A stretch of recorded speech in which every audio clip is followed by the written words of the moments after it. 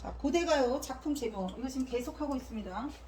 배경설화 기억하고 있어야 된다 그랬죠? 배경설화 안에 수록되어 있기 때문에 배경설화가 노래의 내용을 이해하는 데 많은 도움을 준다. 그래서 같이 연계돼서 나온다. 구지가 옆에 해가는요. 구지가의 기원 대상이 누구죠?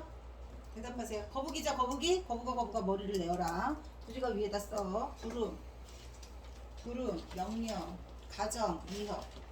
부름, 명령, 가정, 위협. 거북아 머리를 내어라. 거북이 불렀어요. 머리를 내놓으라고 뭐 했어요? 명령했죠?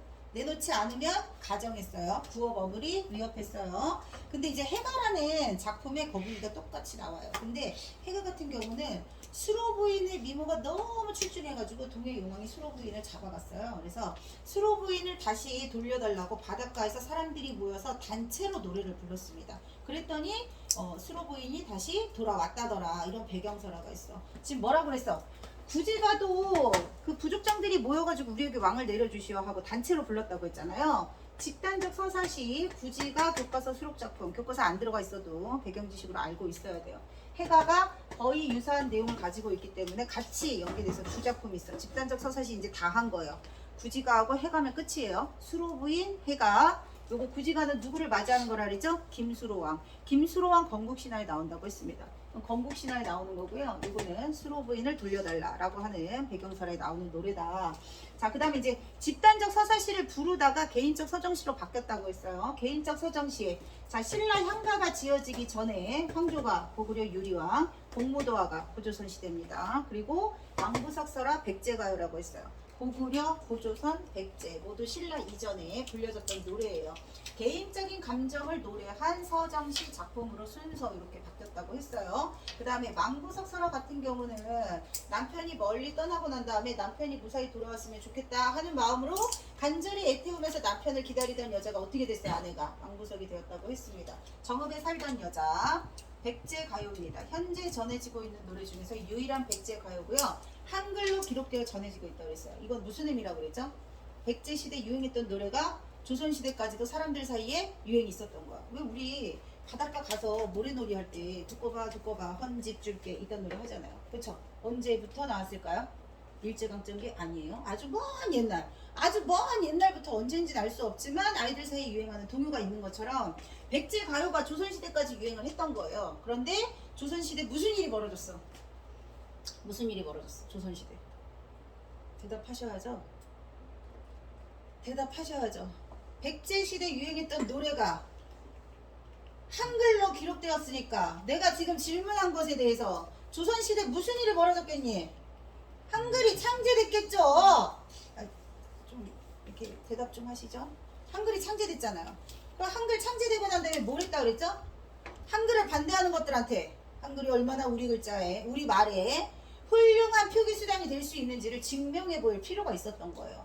만들어지고 완성된 지 3년 만에 반포를 한 거야. 이제부터 전면 한글 사용 시작. 3년 동안 뭐 했겠어? 손 놓고 있었겠니? 많은 편찬 작업을 한 거예요. 그때 엄청나게 많은 중세 국어의 기록들을 남기신 거예요. 그게 이제 고등과정에서 나오는 거고, 지금 우리가 배우고 있는 한글로 기록되었지만 예전에 사람들이 이런 노래를 부를 때 어떤 정서를 가지고 있었고 어떤 표현을 썼고, 이게 이제 국어의 마지막 이제 파트라고 보시면 돼요. 중학교 때는 나오지 않았지만 고등과정에서 엄청 많이 점수를 가릴 겁니다.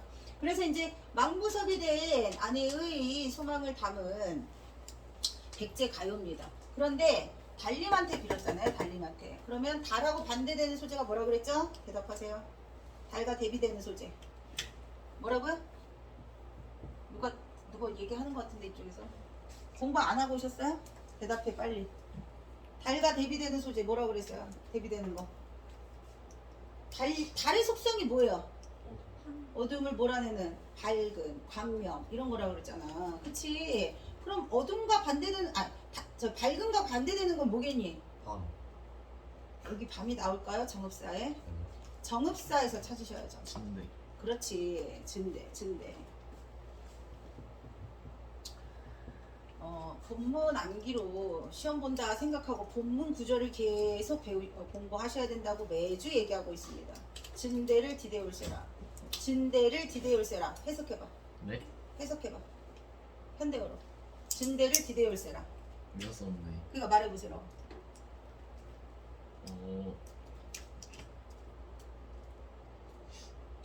위험한 곳에 어, 발을 어, 디딜 어. 그런 그 D가 제일 중요한 거 알지? 디딜, 까, 가, 두렵다. 왜? 리을실. 그렇지. 이게 이렇게 하라고 해석하는 팁 알려줬잖아요. 진대, 위험한 곳, 어두운 곳 갈까봐, 위험이 닥칠까봐 두렵습니다. 화자의 두려운 정서가 드러나 있는 어미, 리을세라. 다른 문학에도 리을세라 나오면 뭔가 두려워하는 화자의 심정이 드러나는 어미라고 알아두라고 했습니다. 요거랑 반대라고 했고요. 자, 이제 신라로 넘어갑니다. 신라 시대 유행했던 노래가 고려 초까지 계속 영명을 하다가 고려 시대 고려 가요가 나오니까 향가는 자취를 감추게 됩니다. 그러니까 유행이 끝났다는 얘기예요. 그래서 새로운 장르의 고려 가요가 등장하기 전까지 신라 시대 대표하는 노래는 향가입니다. 그럼 신라 향가하고 고려 가요하고 비교되지 않은 문제가 나오겠죠. 4구체, 8구체, 10구체가 있다고 그랬습니다. 최초의 정형시야. 그러면 정형시의 가장 대표는 뭐예요? 가장 대표적인 정형시가 뭐예요? 정형시 하면 일단 시조입니다. 시조. 3장육구, 12음보, 45자 내외. 대표적인 정형시, 시조가 나오기 전에 형식이 딱 정해져 있는 신라 향가가 있었습니다. 그래서 4구체, 8구체, 10구체가 있었다. 형식이 정해져 있는데 내용은 정서를 담고 있다. 서정이라는 건 정서를 담고 있다는 뜻이야. 누이가 죽어서 슬프다. 누이가 좋은 곳에 갔으면 좋겠다. 인생이 참으로 허무하다. 기파랑이 그립다. 죽지랑을 추모한다. 이런 거 전부 다 내용상 서정시. 자, 보통 추모하거나 인생무상 얘기하거나. 근데 인생무상은 모든 문학작품에서 공통으로 나오는 내용이라고 볼 수 있어요. 인생은 참 허무할 수밖에 없습니다. 이유가 뭐라 그랬죠? 누구나 한 번쯤은 다 죽기 때문에. 그래서 허무한 인생, 절망에 빠질 수도 있고 슬픔에 빠져 있는 사람들에게 그래도 위로해 줄 수 있는 거, 이게 끝이 아니라는 거. 그게 이제 종교의 영향을 받는 거라고 했습니다. 종교도 그런 목적으로 나왔을 거야 아마. 종교적인 믿음이 필요한 때는 언제예요? 내가 너무 진짜 혼자서 극복하기 힘든 절망스러운 슬픔, 고통 이런 것들을 신께 의탁해가지고 그걸 극복해내려고 하는 거잖아. 너무 내가 감당하기 힘든 고통, 그게 가장 감당하기 힘든 고통 중에 하나가 뭐겠어? 죽음이잖아요. 죽음으로 인한 이별. 어떤 죽음이 됐던지 간에. 근데 자, 이렇게 생을 마감할 준비를 하세요. 이제 이별할 준비 하셔야 됩니다. 이제 고인께 마지막 인사 드리세요. 요즘은 그 준비가 있어요. 의사 선생님이 장기간 이제 병을 앓고 있었던 어르신이 이제 얼마 안 남았습니다. 이런 거 얘기해 주더라도 떠나보내는 사람의 심정이 너무 마음이 아파. 근데 갑자기 죽었다고 생각해봐. 생각지도 못하는 그런 순간에 누구에게나 닥칠 수 있는 게 죽음이에요. 근데 그 죽음에 대한 슬픔과 아픔을 누군가는 종교의 힘으로 극복할 수도 있어. 교회 맨날 가는 거야. 절에 맨날 가는 거야. 그리고 또 누군가는 그거를 글로 남기는 거지. 또 누군가는 노래를 만들어가지고 시련의 아픔을 자기 경험담을 바탕으로 발라드 애절하게 막 불러가지고 대히트치고 뭐 이딴 거 나오잖아요. 그런 거랑 비슷하다고 보시면 돼요. 그래서 추모하거나 인생무상 또는 뭐 그리움 이런 거 전부 다 정서입니다. 화자의 정서를 담고 있다. 서정시예요. 그래서 지난번에 향가 작품 몇 개 알려줬나? 그거 아직 안 했어? 작품 쓰라고 내가 알려줬을 텐데. 도솔가 서동요 책에 몰라요? 기억 안 나요? 해도 기억이 안 나겠죠. 자, 작가는 승려나 화랑입니다. 그래서 귀족적이고 불교적이고 고려 가요와 비교했을 때 고려 가요는 훨씬 더 평민적이라고 했습니다. 평민적, 진솔한 감정을 담고 있다. 불교적 색채가 강하다는 것은 요거 때문이에요. 요거. 윤회가 뭐라고 그랬죠? 삼생이 있다고 믿는 거라고 했어요. 삼생이 반복된다. 삼생의 인연으로 우리가 전생 업을 잘 쌓으면 이번 생에 다시 만나요. 이번 생에서 좋은 업을 잘 쌓으면 다음 생에 또 만날 수 있어요. 이번 생이 끝이 아니라고 믿고 싶은 마음, 그런 게 윤회 사상입니다. 자, 제목매가에서는 이게 어디에 나타나 있어요? 미타찰에서 만날라. 여기 있는 거예요. 미타찰에서 다시 만날 수 있다고 믿는 것. 여기가 불교의 윤회 사상이 잘 나타나 있는 부분입니다. 여기 가 있다고 믿는 거야. 누이가 미타찰에 가 있습니다. 미타찰은 어디? 극락세계. 극락왕생이라는 말이 극락세계로 누이가 잘 도착했다. 배경설화에서 누이가 극락세계로 도착했음을 나타내주는 게 뭐 있다 그랬죠? 목, 두 글자. 누이가 서쪽으로 갔구나. 서쪽으로 뭐가 날아갔다 그랬어요? 에? 뭐야? 자, 죽은 사람 죄를 올릴 때 하는 의식이 있다 그랬죠. 그 사람 저승 갈 때 노잣돈 쓰라고 돈을 올려준다고 했잖아. 그래서 죄를 올리는 과정에서 지전이 갑자기 바람이 휙 불더니 서쪽으로 휙 날아간 거야. 배경서로 다 알아들어 했습니다. 월명사가 죄를 올릴 때 이런 일이 있었던 거야. 그리고 이 노래를 부르고 이런 일이 일어났기 때문에 월명사 누이가 서쪽으로 잘 갔구나. 서쪽이 극락세계를 의미한다고 했습니다. 서역이라고 했죠. 서역. 인도, 불교의 근원지, 인도에서 중국을 통해서 우리나라로 불교가 들어왔다. 그래서 서쪽이라는 표현, 서역이라는 표현이 나오면 극락세계를 의미하는 거다. 극락세계를 의미하는 단어 중에서 미타찰이 있다. 다시 만날 수 있는 재회의 공간, 거기가 어디야? 거기가 극락세계. 이번 생에서는 끝났어. 이번 생에서는 이별했는데 다시 만날 수 있는 공간, 거기가 어디예요? 극락세계. 저승이 되는 거예요. 그래서 내용에서 꼭 알아야 되는, 해석에서 꼭 필요한 부분들만 정리한 거고요.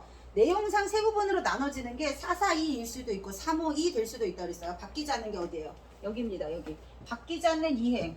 구행하고 십행 부분을 낙구라고 한다고 그랬습니다. 낙구. 그래서 낙구 첫머리에 대체로 감탄사로 시작을 해가지고 감탄사 안에 모든 시상이 집약되어 나타난다고 했어요. 시상이 집약되어서 주제가 함축되어 나타나는 것이 마지막 부분이다. 어디에 영향을 미쳤다 그랬어요? 시조하고 가사에 영향을 미쳤다고 했습니다. 오늘 시조까지 할 거예요. 시조 종장의 첫음부의 감탄사로 시작하고 시조의 주제는 다 종장이 있습니다. 자, 그 다음에 삶과 죽음의 길이 여기에 있어요. 머뭇거린다는 것은 삶과 죽음의 갈림길에서 사람들은 누구나 두려움과 슬픔을 느낍니다. 그 두려움과 슬픔, 죽음에 대한 두려움과 슬픔이 인생 전반에 걸쳐서 허무함으로 느껴지는 이유는 한 부모에게서 태어났지만 가는 곳을 알 수 없는 덧없는 인생, 허무한 인생이란 뜻이에요. 그래서 여기에서 여기로 갈수록 처음 부분에서 중간 부분으로 가면 시상이 고조되는 거예요. 점층적으로. 점층적으로 고조된다는 것은 누이를 잃은 슬픔은 개인적 슬픔이야. 근데 사람은 다 누구나 죽으니까 다 허무한 인생. 그건 나만 그런 게 아니라 모든 인간에게 다 적용될 수 있는 보편적인 정서야. 정서가 훨씬 더 확대되는 거라고 보면 돼. 그래서 두려움을 느끼고 슬픔을 느꼈던 내가 누이가 간다는 말도 못다 하고 갔기 때문에 더 슬픈 거예요. 그리고 누이는 너무 이른 나이에 죽었어. 여기랑 여기랑 헷갈리면 안 된다 그랬어요.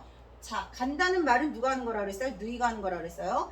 미타찰에서 다시 만날 나는 누구라고 그랬어요? 화자라고 했어요. 그래서 여기 있는 나하고 여기 있는 나하고 다르다는 거 알아둬야 된다고 했고, 자, 마지막에 도를 닦으면서 기다리겠다는 건 화자의 의지. 자, 어떤 의지냐? 열심히 도 닦으면 누이를 잃은 슬픔, 종교의 힘으로 잘 극복하고 우리 다음 생에서 다시 만나자. 자, 여기까지가 향가였어요. 그 다음 고려가요입니다. 고려가요는, 자, 책 먼저 보세요. 책. 미니북 8쪽 보세요. 미니북 8쪽. 미니북 8쪽. 자, 미니북 8쪽에 보시면 현가, 한자의 음과 뜻을 빌려서 국어 문장을 표현한 피비법이라고 했습니다. 음과 뜻 동그라미 치세요. 대체로 음부분은 실질 형태소, 빨빨 적어. 8쪽. 음부분은 실질적인 의미가 있는 실질 형태소, 반대로 해야겠다. 형식 형태소. 뜻이 실질 형태소예요. 뜻이 실질 형태소, 음부분은 형식 형태소. 형식 형태소가 조사나 어미를 말하는 거잖아요. 문법적 의미를 나타내는 형식 형태소. 실질적인 의미가 없는 건 대체로 음을 빌려와요. 그 다음 실질적인 의미가 있는 것은 대체로 뜻을 빌려옵니다. 요거를 향찰이라고 하고 정형시라고 했습니다. 정형시 뭐라고요? 형식이 480으로 정해져 있다고 그랬습니다. 최초의 정형시다. 창작 시기는요, 신라부터 고려 전기까지고요. 고려 전기 때 고려 가요 형식으로 넘어가면서 향가의 형식과 고려가의 특징을 다 보여주는 향각의 여요도 있습니다. 고려 전기 위에다 적으세요. 향각의 여요. 향가의 특징도 있고 고려가의 특징도 있다. 향각의 여요. 그 다음 작가층은 승려나 화랑 등의 귀족 계층이 주요 작가를 이루었기 때문에 내용도 다분히 불교적 이라고 할 수 있어요. 그 다음 부처님을 찬양한다. 신앙심을 표현한 불교적 노래가 많으면서 그 외에 민요, 동요, 토속신앙과 관련된 노래, 임금을 그리워하는 유교적인 내용. 임금을 그리워하는 밑에 적으세요. 연군지정. 연군지정. 임금을 그리워하는 마음, 연군지정. 자, 이런 건 유교적이다. 유교적 동그라미 치시고. 자, 사부책 향가 초기 형태고요. 구전되어 오던 민요나 동요가 정착된 것으로 보입니다. 자, 민요, 동요 다 동그라미 치세요. 사구체 작품 중에서 가장 유명한 것은 서동요. 적으세요. 서동요. 서동이 아이들에게 말을 주면서 부르게 했다. 아이들이 불렀다. 그래서 동요입니다. 왜 민요적이냐면 고대가요 대체로 고대가요 전부 다 얘네들 공통점이 뭐예요? 사행시라는 공통점이 있다고 그랬습니다. 사행시, 한역시.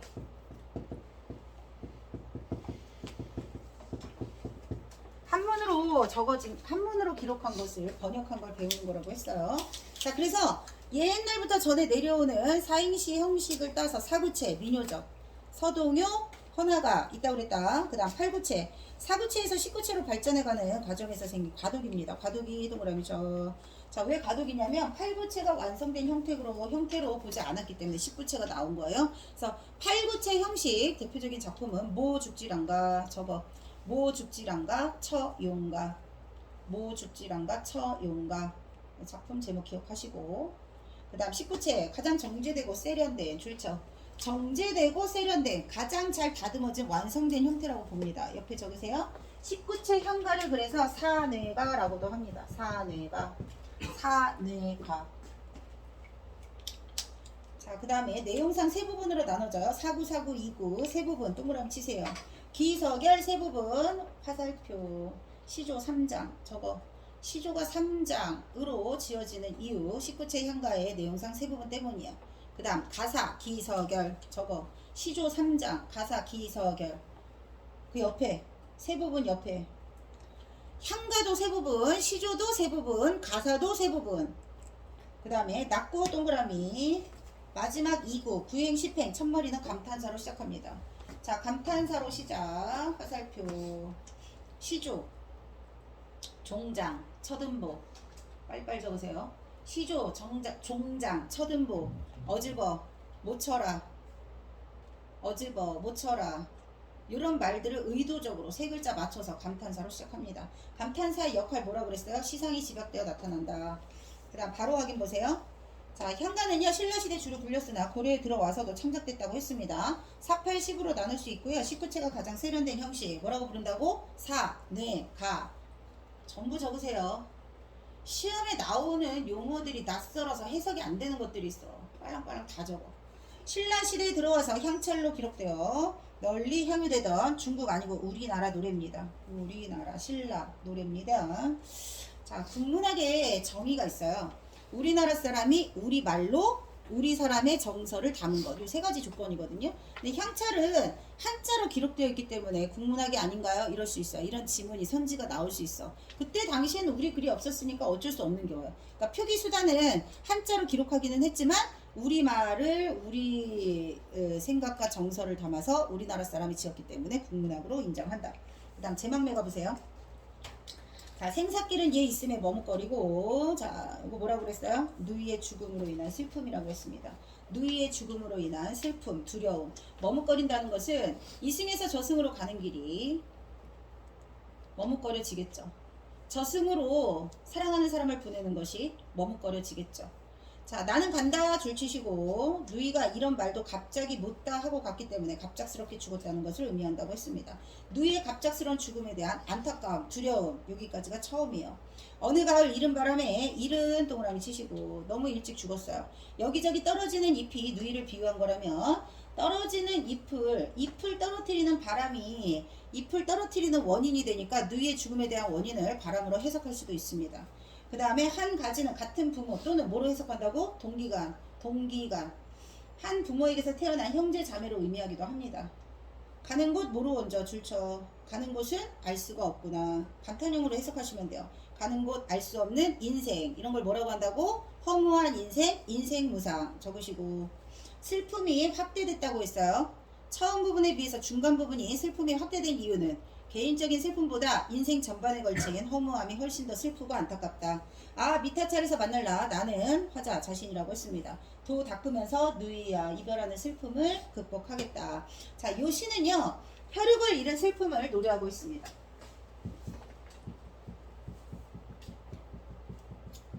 자, 그 안타까운 이별을 맞이하게 된 게 혈육을 잃은 슬픔, 죽음으로 이별을 맞이하는 안타까운 마음을 노래한 작품들이 꽤 많이 있습니다. 여백에다 적으세요. 연기 작품 전에 알려줬습니다. 아는 사람 연기 작품. 이별을 죽음으로 인한 이별의 슬픔을 노래한 거. 근데 그게 가족이 죽은 거야. 가족이 죽은 거야. 제목 아무것도 모르시군요. 아니 계약하고도 연장 수업해야 되나? 공부 좀 하고 오세요 여러분. 작품 제목 알려준 건 꼭 다 기억하셔야 돼요. 유리창 아들을 잃은 슬픔입니다. 은수저 하관. 자 이제 모든 잡념 다 떨쳐버리시고요. 연락 공부에 매진하세요. 진짜 제발. 지금 하는 거 아니면 의미가 없어. 고등학교 가서는 다 해 누구나. 그리고 고등학교 가서 잘 안 되는 이유는 지금 준비 안 하는 애들은 고등학교 가서 답이 없습니다. 신호연아 제발 방학 그만하고 공부 좀 해. 제발 수업 좀 빠지지 마. 응? 공부하고 오세요. 제목 다 오늘 또 추가적으로 작품 제목 알려준 거, 문학 작품 제목 알려준 거 제목 꼭 기억할 거. 그리고 한 줄씩 정리해 줬잖아. 이 작품이 나오면 제목이 딱 나와요. 제목 힌트 주면 제목이 힌트인 거야. 아 그럼 이 작품은 아들을 잃은 슬픔을 노래한 거지. 그것만 알고 있어도 풀 수 있는 문제가 수두룩 나온다고. 수두룩 빡빡하게. 아셨죠? 제목하고 한 줄 요약. 자, 그 다음 밑에 바로 하기 문제 보세요.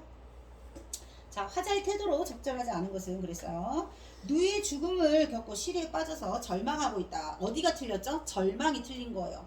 누이의 죽음에 대한 시리는 맞아요. 슬프고 안타깝습니다. 그런데 절망하지 않는 이유가 중요한 겁니다. 뭐 때문에? 다시 만날 수 있다고 믿기 때문에, 재회할 수 있다고 믿기 때문에 지금의 슬픔은 극복할 수 있다. 그래서 우리의 이별은, 이승에서의 우리의 이별은 영원한 이별이 아니에요. 일시적 이별이야. 왜 그렇게 믿는다고?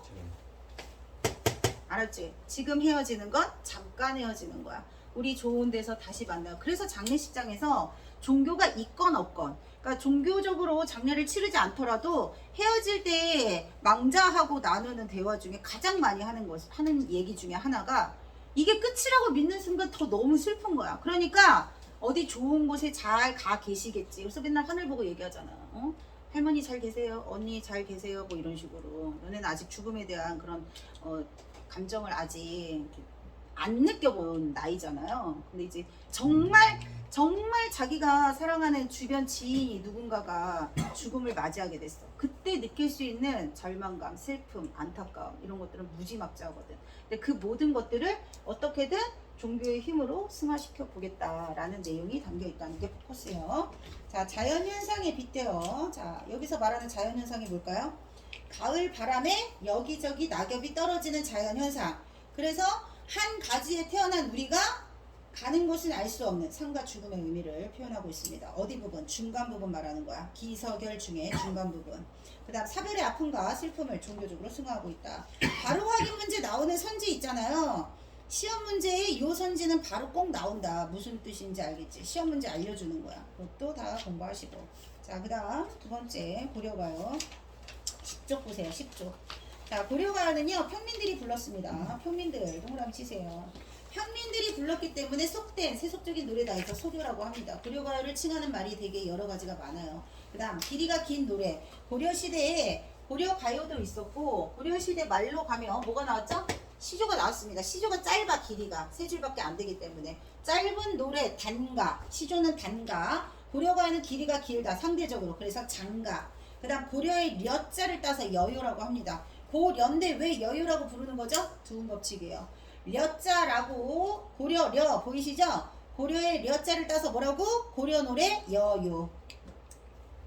고대부터 내려온 민요의 바탕을 두고 형성된 것이어서 작자, 미상, 줄쳐. 작자를 알 수 없는 작품 줄치시고, 작자를 알 수 없는 작자, 미상은 거의 대부분 작가층이 민중들의 작품이란 뜻이에요. 작가층을 알 수 없다. 자, 구전대다가 동그라미 치세요.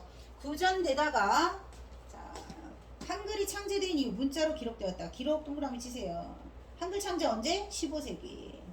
자, 구전대다가 고려가요가 문자로 기록되면서 조선시대 지배층, 자, 양반 사대부들을 말하는 거예요. 고려가요가 저급하다고 보고 줄쳐.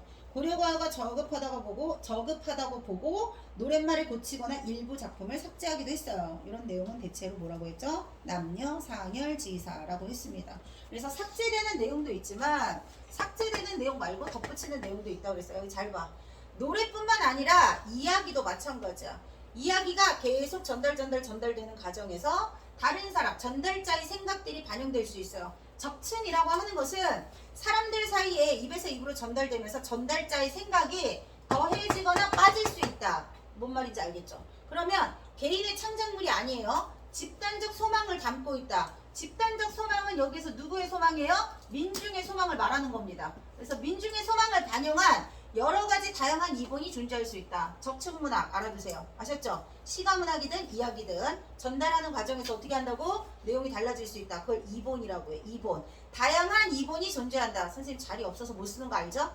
다양한 이본이 존재하고 민중들의 소망을 아주 잘 반영하는 것. 그래서 집단적 성격을 띠는 것. 이걸 적층문학이라고 한다.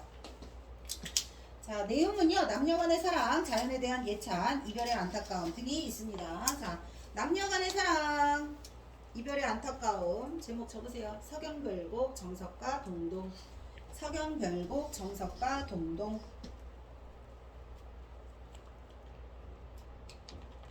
평민들의 소박한 감정을 진솔하게 표현한 작품이 많습니다. 자, 그리고 대부분 사문보, 끊어읽기 3번씩 나눠서 읽는다. 사문보 332조, 동그라미 쳐. 책 공부하고 오세요. 음수율, 글자 수를 규칙적으로 반복한다. 음수율이 뭐라고? 글자 수가 규칙적으로 반복된다. 음수율하고 음보율하고 세트라고 보시면 됩니다. 3, 3, 2, 3음보 세트. 그 다음 시조는 뭐라고 그랬죠? 3, 4, 3, 4, 4음보. 3, 4, 3, 4, 4음보. 시조. 2개밖에 없어. 이거 2개밖에 없으니까 2개 가지고 틀리면 안 되겠죠. 자, 대체로 여러 개의 연이 연속되는 분연체입니다. 분연체 동그라미 치세요. 연 또는 절이라고 합니다. 연과 연을 나누는 경계 사이에 들어가는 게 후렴구입니다. 후렴구 동그라미. 행이나 연이 끝날 때마다 나타나는 여음, 여음 동그라미. 후렴구는 절 뒤에 붙인다. 후렴. 그래서 절의 경계를 표시해 줍니다. 여음은 행이나 연이 끝날 때 의미 없이 글자 수에 포함하지 않는다. 음보에도 포함하지 않는다. 음보 글자 수에 포함하지 않는 남는 음이 있어. 그게 여음이야. 그 다음에 은유를 형성하는 연구, 조음구가 발달되어 있다. 흥을 돋운다. 그래서 조음구라고 합니다.